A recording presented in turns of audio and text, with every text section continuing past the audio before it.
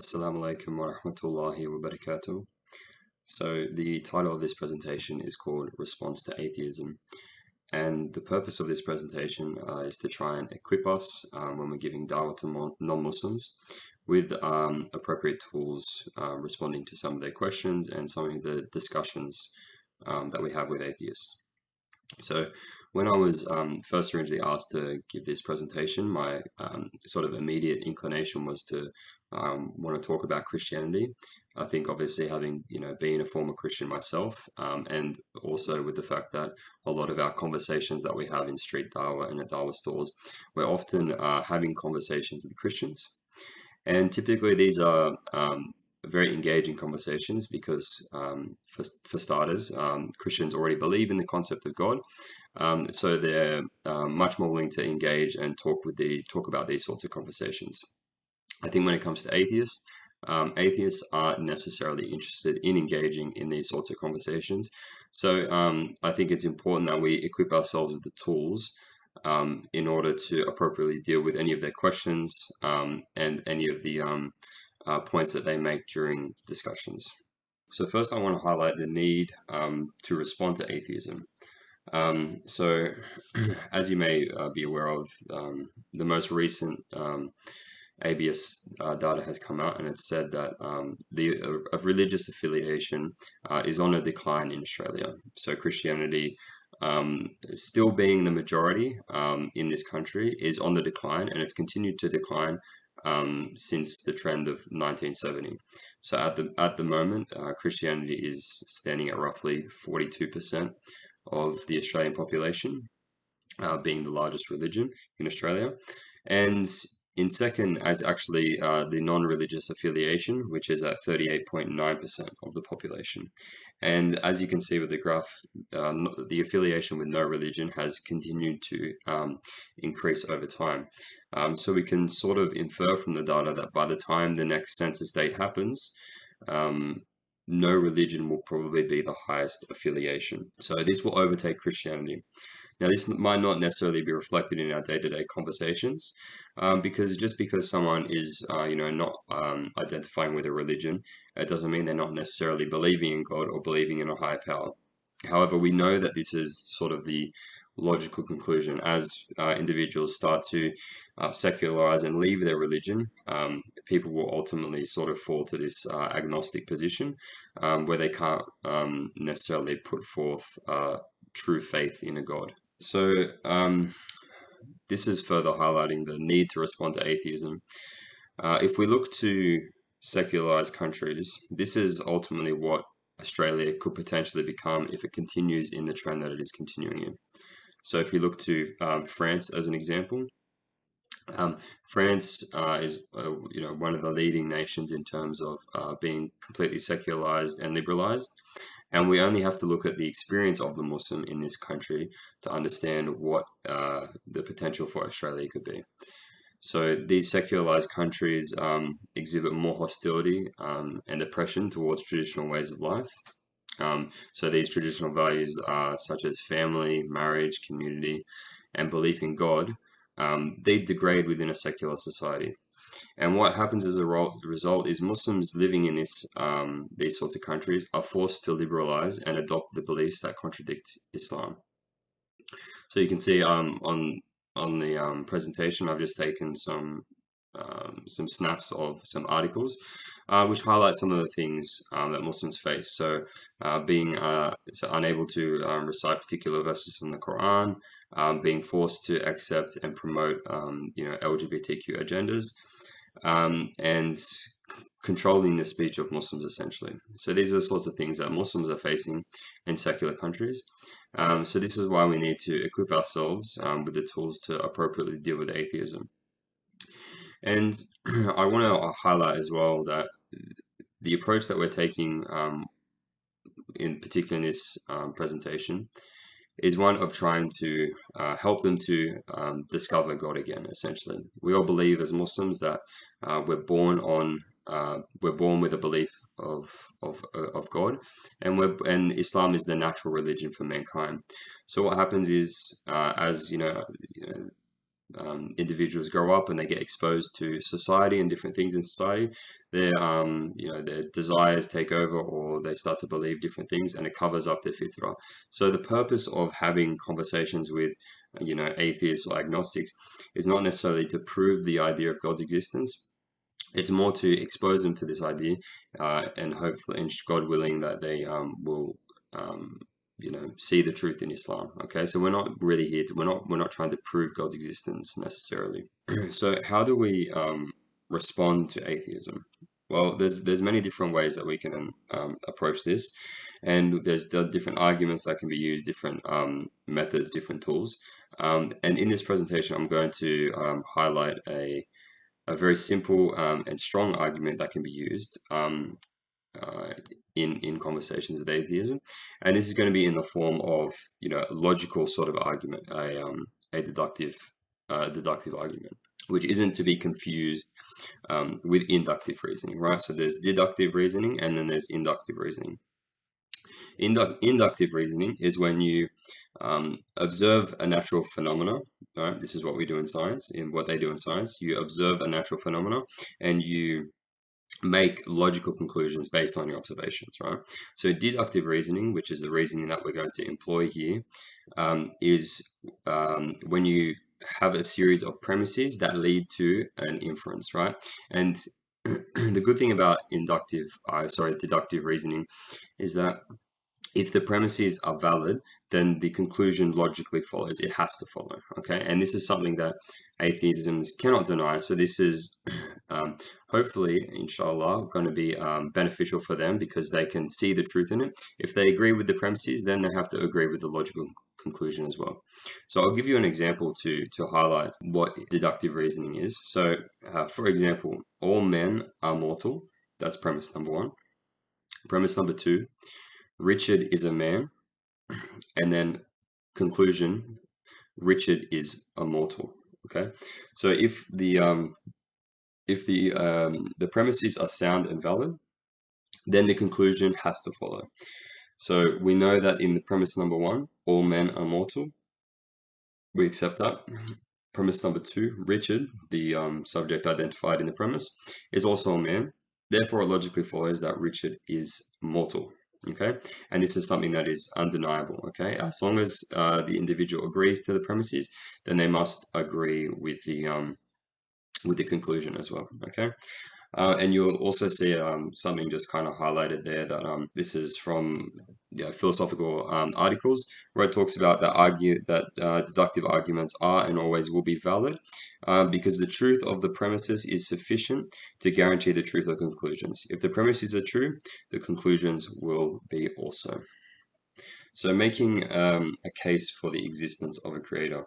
So this is going to be part one of a potential argument that you're going to put forth. And then as we kind of expand, we'll be able to draw conclusions from this argument, okay? So making a case for the existence of a creator. So premise number one, everything that begins to exist has a cause. Premise number two, the universe began to exist. Conclusion, the universe has a cause. So let's break down the premises one by one. So premise number one, everything that begins to exist has a cause. This is a self-evident truth, right? Everything that begins to exist has a cause. So you can point to things in the natural world, such as the human being, for example. The human being could not have come into existence without two individuals coming together, right? So the human being is the result, and the two individuals coming together is the cause of that. Okay, so everything that begins to exist has a cause. You could also point to other natural phenomena, like the cosmos, for example, like stars, planets, galaxies, anything like this. This is also acceptable answers to kind of establish the premise. In order for the atheist to kind of refute this point, they would have to demonstrate something that has come into existence without having a cause. So it's a difficult point to refute, because they would have to demonstrate something that has not been observed. In science, there has never been something that has been observed that has just come into existence. Now, you might hear some atheists or scientists talk about like physics, particles popping in and out of existence. And whilst this might have some validity to it in terms of it being not observed and then observed in reality, what we can say about this is that the observations of this might not be holistic, right? So science is there is a science of philosophy that says that data can always be reevaluated, data can always be reinterpreted, and just because we don't have the observations of that particular thing doesn't mean for it to be true. Okay, so this is a very strong premise, and in order for it to be proven false, the atheist has to demonstrate something that exists without a cause, right? Which is very difficult to prove. Premise number 2. The universe began to exist.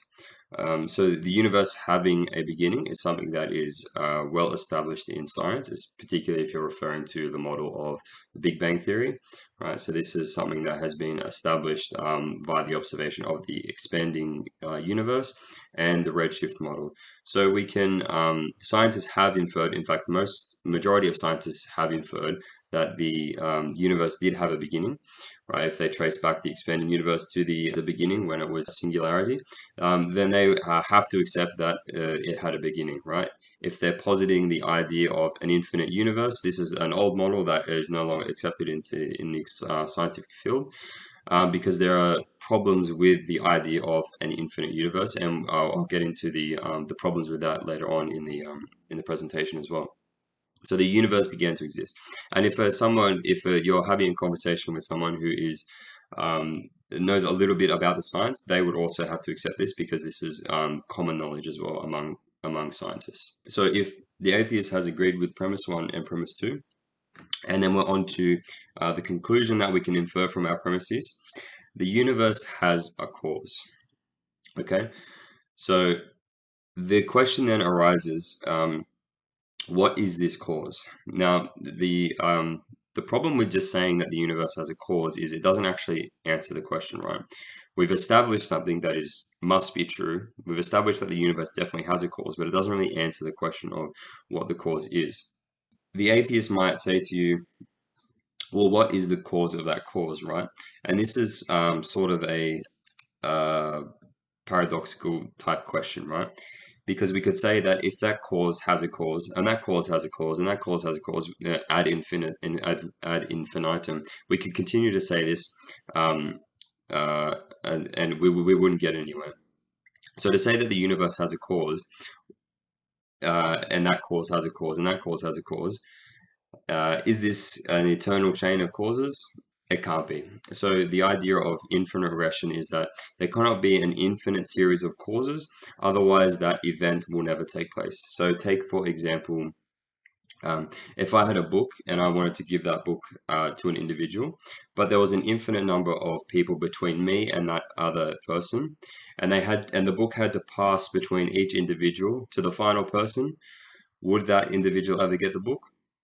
They wouldn't. Okay, so this is called infinite regression. So there cannot be an infinite series of causes leading up to a particular event, and this is also the reason why we don't accept the concept of an infinite universe, right? An eternal universe, because that would imply that there has been an infinite number of events happen prior to this moment happening, right? There would be an infinite number prior to this moment, and so this moment could never actually happen, because of the infinite amount of causes.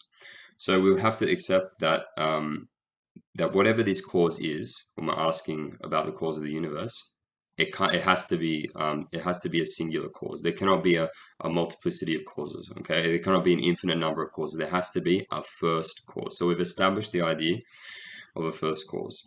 So let's quickly run back through the argument again, so we can summarize and just understand what we've discussed so far. So premise number 1: everything that begins to exist has a cause. Okay, so we've established that natural phenomena, everything that we've observed, okay, hasn't just popped into existence, right? Everything has a cause for it being the way that it is. Premise number 2: the universe began to exist. We have established this through observing, natural phenomena. So scientists hold to the theory that the universe had a beginning, and it also logically follows that the universe cannot be eternal or infinite because of the problem of infinite regression. So we know that the universe had to have a beginning. And then finally, the conclusion, the inference that we can draw from these premises is that the universe has a cause. And we know this has to be a first cause and one cause only because of the problem of infinite regression. So now that we've established the idea of a cause, and hopefully the atheist that we're having a conversation with has followed along, they would have to accept that there is a cause of the universe. Now we have to draw logical conclusions, logical inferences from what this cause could be. And I want to point out that I think we should we want to avoid, and this might be a approach. This is just my opinion anyway. We want to avoid using words that could evoke stigma or emotion from the atheist. We don't want to use words like, well, this causes God, therefore God exists. Okay, we want to lead the atheist into logical conclusions that they have drawn from the discussion that we're having. So we've established that there is this idea of a first cause. So let's get into the logical conclusions of establishing a first cause, and this is part 2 of the argument, attributes of this uncaused cause. So the first thing that we can draw from our discussion so far is that the being must be uncaused. The being uncaused means that it is eternal, right? So if it is the first cause, it is the uncaused cause. And I know that's kind of tricky to try to wrap your head around. But if we accept that infinite regression cannot exist, it means that it has to have a first cause, okay? Which means that it had to have existed prior to the cause, prior to the universe. So this whatever this cause is, it is uncaused. It must be eternal, having no beginning or no end. Because if we say that it had a beginning, then we are kind of we are falling into the problem of our premise, which is that everything that begins has to have a cause. So it must be an eternal cause, whatever that cause is, okay? And again, we want to avoid using language like God just yet, because we're trying to use words that are acceptable for the atheist or agnostic to understand. Second attribute that we can infer from this uncaused cause, it must possess immense power. And this is due to the fact that the universe has a significant amount of energy, right? So naturally, whatever thing brought the universe into existence, whatever cause did that, it must also possess power as well. It would be unfair to posit the idea of a cause that is deficient from the resulting universe, right? So whatever this uncaused cause is, it must also have immense power. Third attribute we can logically draw from this is it must have a will, as it chose things to be the way they are rather than another way. Meaning that it must have some sort of sorting mechanism, some sort of sorting agent to help it for it to decide for things to be a particular way, one way rather than another way. And this is simply because that you could conceive of the universe that could be different, right? So the universe that we have now, it could conceivably be another way, We observe things like stars, we observe things like planets, ecospheres, everything, spheres on planets. It could be completely different than what it is now. So therefore, this uncaused cause must have some sort of sorting mechanism to choose one way or another. Fourth attribute we can sort of conclude from this is it must have knowledge. The reason why it has to have knowledge is due to the complexity of the universe. So the universe having complex laws, complex features, immense details, it must have knowledge of these things in order for it to bring it into existence. Because it has chosen with its will these particular laws and things, it must have knowledge of them for it to bring it into existence. So what we have done here is we've taken our uncaused cause with no features or no attributes, and we have logically concluded things which are consistent with the Islamic concept of a creator, right? So and we have done this without using religious text. We haven't done this without using any sort of religious phrasing or words. Okay, so this is something that should be receptive to the atheist. And I want to reinforce the idea that this isn't a perfect argument that we're putting forward, right? And there's other ways to do it. You can use other ways to kind of put forth the case of a God. However, this argument is something that should be very receptive to the atheist, because we've used non-religious language, and we've used things like science to help support our argument. I want to quickly touch on common refutations that atheists might have when you're having these sorts of discussions. So the concept of multiverse theory as well. If you've had an understanding of multiverse theory obviously states that there are potentially multiple universes that exist that have brought into the existence this universe. Okay, so there might be other universes outside of our universe that have their own sort of big bangs or events that have brought and spawned this universe. Okay, now at first glance, this is not necessarily something that goes against Islam, right? We know that Allah has created several heavens, right? So these heavens could exist outside of our plane of existence, and we could refer to them as different universes, right? So this is not something that necessarily goes against Islamic understanding of natural phenomena, right? However, what the multiverse theory posits is that these other universes are responsible for the creation and existence of our own universe. So the problem with that is, if we use the arguments that we've been making in this presentation, is all multiverse theory does is it just posits another cause for this universe. And we know, having discussed our premise, if the atheist has agreed with our premises so far, then we would know that there cannot be an infinite regression of causes. Okay, so whilst the atheist might be able to posit the idea of a universe, it's not acceptable enough that this is the absolute cause of our universe. Okay, because whatever that thing is that causes, it must also be uncaused. And if we're positing the idea of a string of multiverses that have brought this one into existence, then this isn't conceivable, and it's not acceptable according to the premises that we have laid out for the conclusion. Simulation theory. So this is quite a popular theory at the moment, especially with atheist or individuals such as Elon Musk, for example. He's someone that holds to the idea of simulation theory. Simulation theory is not actually a new a new model of the universe, right? It's something that was considered by philosophers, hundreds, thousands of years ago. So this is not really a new argument. It's just been rehashed with the idea of technology. So the original sort of theory goes, oh, well, how do you know that this reality is what it is? How do you know you're not just kind of a brain in a vat, right? And you're just sort of experiencing reality, but this reality isn't actually how it is. Okay. And the simulation theory is basically that concept, right, kind of fused with technology. Okay, so obviously human beings, we create simulations, we create realities, like virtual reality, these sorts of things.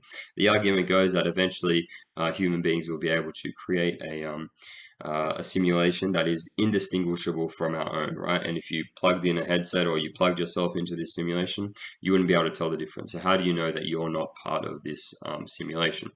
Well, all this theory really does is it just posits the idea of a creation, right? So atheists might use the word simulation. We just use the word creation, right?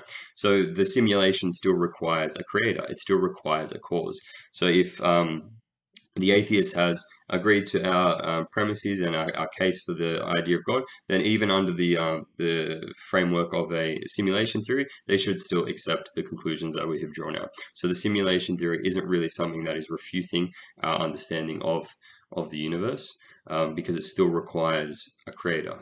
Who created that simulation? Was it God? Was it, what was the cause of it? Okay.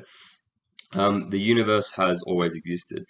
This was a old sort of model of the universe, the steady state model, where the universe always existed in some form. However, we know, and we've already established through the idea of infinite regression, that the universe, that the cause of universe, there cannot be an infinite regression of causes of the universe. There must be a first cause, and that first cause must be uncaused. Okay. And finally, last common refutations for atheists is we cannot know what was before the Big Bang. Atheists might say that when time equaled zero, when t equaled zero, we cannot know what was before that. We cannot know what was before the singularity. So then it's impossible to speculate on what this could be.